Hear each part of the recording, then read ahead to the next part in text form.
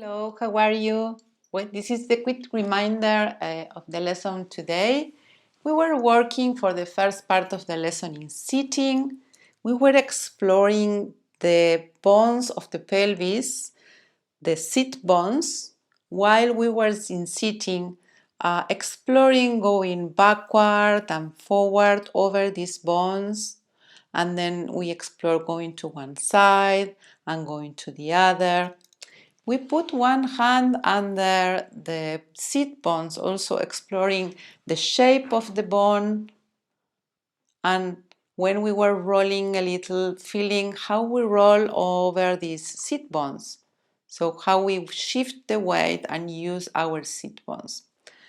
In both sides. We saw also that the structure of the bones of the pelvis, that we have the pelvis is formed by three bones: the right iliac bone, the left iliac bone, and the joining in the middle with the sacrum.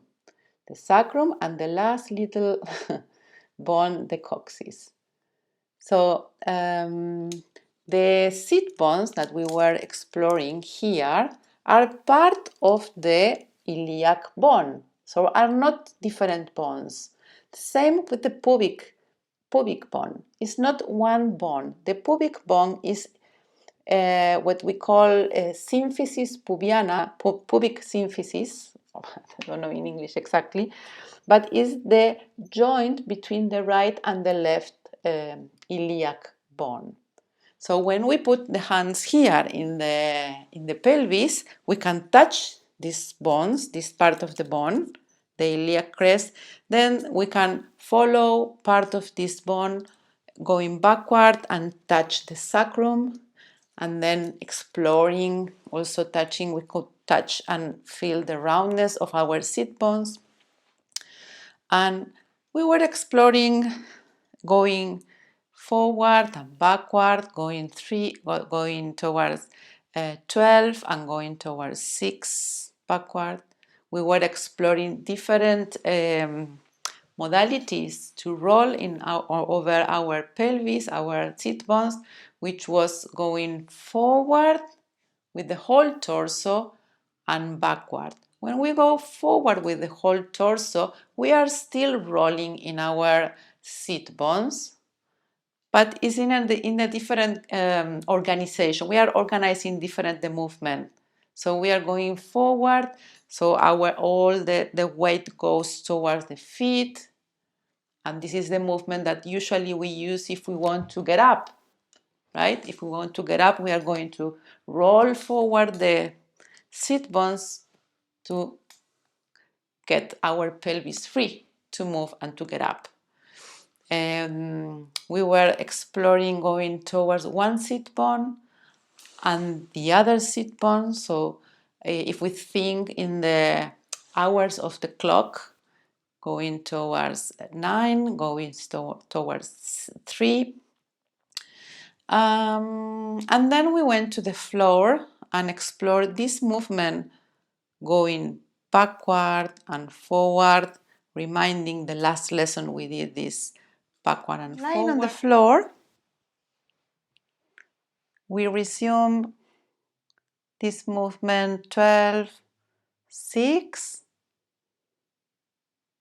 So bringing your pubic bone forward and your sacrum backward. So playing with this primary movement of flexion and extension. And now we have 3 and 9. So going towards the side. How we do this, how we go towards one side and how we go towards the other, how we shift the weight and basculate our pelvis to do this movement.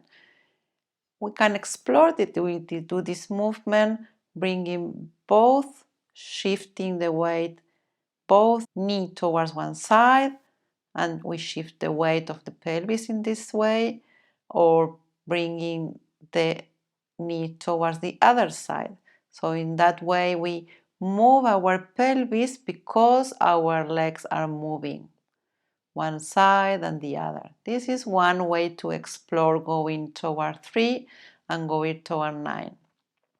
The other way is by pressing one foot on the floor, lifting one side of the pelvis, and the other goes towards 3, and then coming back, and then pressing with this side of the pelvis, with side of the foot, lifting the pelvis, and then in this way you start to basculate and shift the weight of your pelvis toward 3 and 9 through the passing the force for the pressure of the feet on the ground and letting that force passing through your hip joints. So we were exploring this. Then we start to play with the all hours of the clock, doing rounds in quarters, half of the clock, clockwise, counterclockwise, counterclock.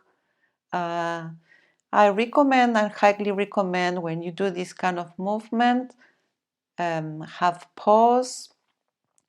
Do not try to do everything, just pause, and then also in the pause feel the neutral. When your pelvis is doing nothing, when your pelvis is just resting, and rest with your legs long, and feel how it's your pelvis lying on the floor and how it's balanced in the neutral position. So this is a very quick reminder what we did when we were in lying.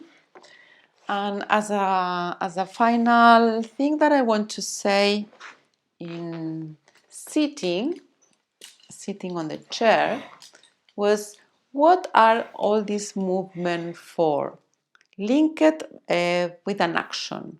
For example, if we are in sitting and we want to reach something, so using and free our upper part of the body, but using this pelvic movement as a shifting the weight of our base of support when we go to one side. If we want to go forward and pick something from the floor, how I am going to shift the weight of my pelvis to go downward?